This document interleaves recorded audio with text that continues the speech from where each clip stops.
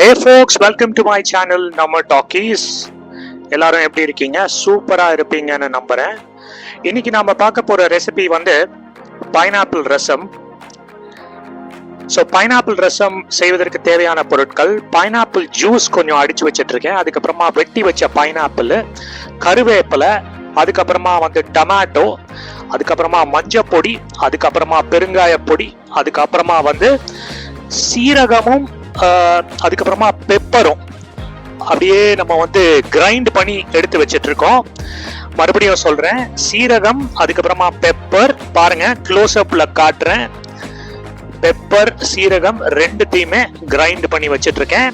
So pineapple juice, pineapple pieces, கருவேப்பிலை, tomato, அதுக்கப்புறமா மஞ்சள் பொடி, பெருங்காய பொடி, சீரகம், பெப்பர் அடிச்சு வச்சுக்கிட்டு, இது என்னதுன்னு கேட்டீங்கன்னா பருப்பு தண்ணி. கொஞ்சம் பருப்பு எடுத்து தண்ணியில நல்லா மிக்ஸ் பண்ணி பருப்பு தண்ணி கொஞ்சம் செஞ்சு வச்சுக்கோங்க. இப்போ ரசம் செய்வதற்கு மிக முக்கியமான பொருள் என்னன்னு கேட்டீங்கன்னா புளித்தண்ணி. ஸோ லோ ஃப்ளேம்ல வந்து ஒரு கொஞ்சம் ஒரு ½ கப் டு 1 கப் எடுத்துருப்பேன்னு நினைக்கிறேன். அதை வந்து நீங்க வந்து இந்த மாதிரி ஒரு பாத்திரத்துல எடுத்து வச்சுக்கோங்க. லோ ஃப்ளேம்ல 1 கப் மஞ்சள் பொடி ஆட் பண்ணியாச்சு. அடுத்தது கருவேப்பிலை, அதுக்கப்புறமா நம்ம கிட்ட இருக்கிற டொமேட்டோஸ். நம்ம சேனல் வந்து சப்ஸ்கிரைப் பண்ணிக்கோங்க மக்களே. நிறைய பேர் வந்து சேனல் வந்து பாக்குறீங்க, சப்ஸ்கிரைப் பண்ண மாட்டேங்கிறீங்க. ஹம்பிள் ரிக்வெஸ்ட், சப்ஸ்கிரைப் பண்ணுங்க. அடுத்தது பெருங்காய பொடி. ஸோ உங்களுக்கு முதல்ல சொன்ன மாதிரி தான் எல்லா இன்கிரீடியன்ஸும் நம்ம இப்போ ஆட் பண்றோம். பேசிக் இன்கிரீடியன்ஸ்லாம் ஆட் பண்றோம். பைனாப்பிள்லாம் வந்து ஒரு மாதிரி செகண்ட் ஹாஃப் ஆஃப் தி வீடியோல தான் நீங்க பாப்பீங்க. ஸோ தேவையான அளவு தண்ணி. ஸோ ஃபர்ஸ்ட் வந்து லைட்டா வந்து இது ஒரு லோ டு மீடியம் ஃப்ளேம்ல வந்து கொதிக்க ஆரம்பிக்கிட்டோம். ஒரு ஃபியூ மினிட்ஸ்ல வந்து உங்களுக்கு கொதிக்க ஆரம்பிச்சிடும். பாருங்க நல்லா கொதி வந்துருச்சு. அந்த பபிள்ஸ் உங்களுக்கு இந்த வீடியோல தெரியும்னு நினைக்கிறேன். கண்டிப்பா வந்து நம்மளுடைய புளி தண்ணியும் வாட்டரும் கருவேப்பிலை டொமேட்டோ இது எல்லாமே நல்லா பாயில் ஆயிட்டு இருக்கு. இப்போ நான் என்ன ஊத்துறேன்னா இந்த பைனாப்பிள் ஜூஸ், அதாவது வந்து ஒரு 10ல இருந்து ஒரு 12 பீஸ் பைனாப்பிள், அதை எடுத்து நல்லா ஜூஸ் பண்ணி எடுத்து வச்சிட்டு இருக்கேன். நல்ல ஓரளவுக்கு டைல்யூட்டா தான் இருக்குது. அதுக்கப்புறமா தேவையான அளவு உப்பு. முதல்ல உப்பு கம்மியாவே ஆட் பண்ணுங்க, அப்புறமா பாத்துக்கலாம். டுவர்ட்ஸ் தி எண்ட் வந்து உப்பு அதிகமா தேவைப்பட்டதுன்னா ஆட் பண்ணுங்க. உப்பு கம்மியா சாப்பிடுறதே நல்லது. ஸோ நல்லா மிக்ஸ் பண்ணி கொடுங்க, நல்லா ஸ்டிர் பண்ணுங்க. அந்த பாயிலிங் ப்ராசஸ் அப்படியே கண்டினியூ ஆகட்டும். ஏன்னா இன்னும் நம்ம வந்து இப்பதான் வந்து பைனாப்பிள் ஜூஸ் ஆட் பண்ணோம் இல்லையா? ஸோ அந்த பைனாப்பிள் ஜூஸ் வந்து அந்த புளி தண்ணியோட நல்லா எக்ஸ்ட்ராக்ட் ஆகணும். பாருங்க மறுபடியும் நல்லா கொதிக்குது. ஸோ இந்த கொதி வர்றது வரைக்கும் நீங்க வெயிட் பண்ணுங்க. இப்போ அடுத்தது வேற சில ஐட்டம்ஸ்லாம் நம்ம ரெடி பண்ணி வச்சிருந்தோம் இல்லையா? நல்லா அப்படியே ஸ்டிர் பண்ணி கொடுத்துட்டே இருங்க. ரசம் பண்றது ரொம்ப ரொம்ப ஈஸி.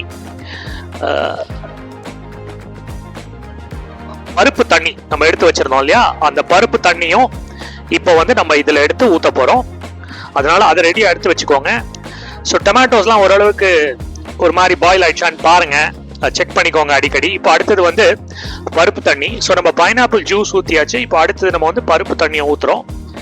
ஸோ இது ரெண்டுமே ஊற்றிக்கிட்ட பிறகு நம்ம அடுத்தது வந்து அந்த கட் பண்ணி வச்சிருக்கோம் பார்த்தீங்களா, அந்த பைனாப்பிள் பீசஸ், அதையும் ஊற்றுங்க.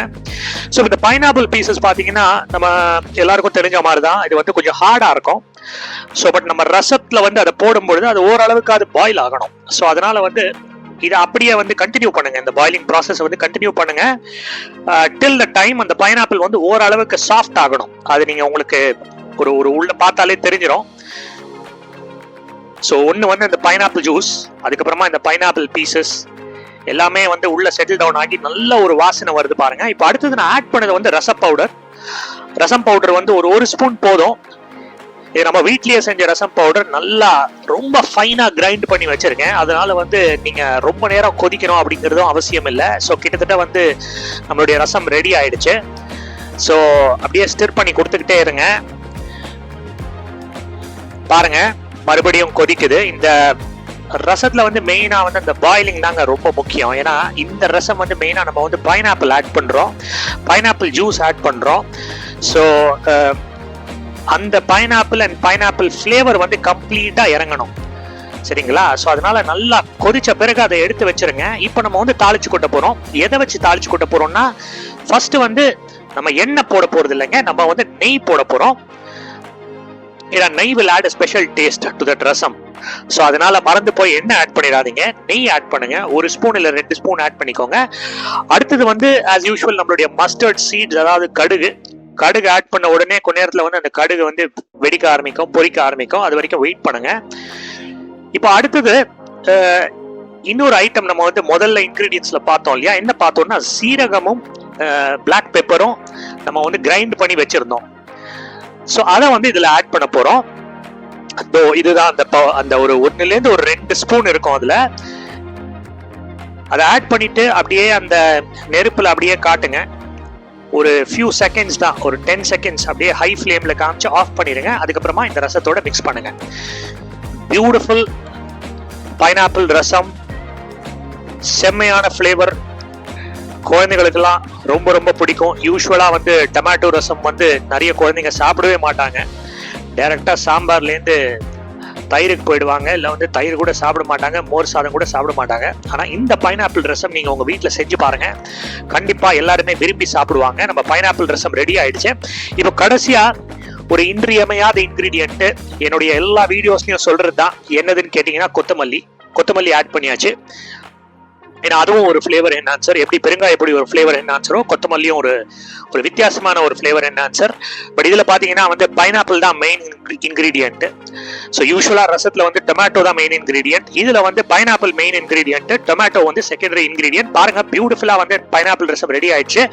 நீங்களும் உங்கள் வீட்டில் செஞ்சு பாருங்க. தேங்க்ஸ் ஃபார் வாட்சிங் my channel. Do like and subscribe. மீண்டும் ஒரு அற்புதமான காணொலியில் சந்திப்போம். நன்றி மக்களே, வணக்கம்.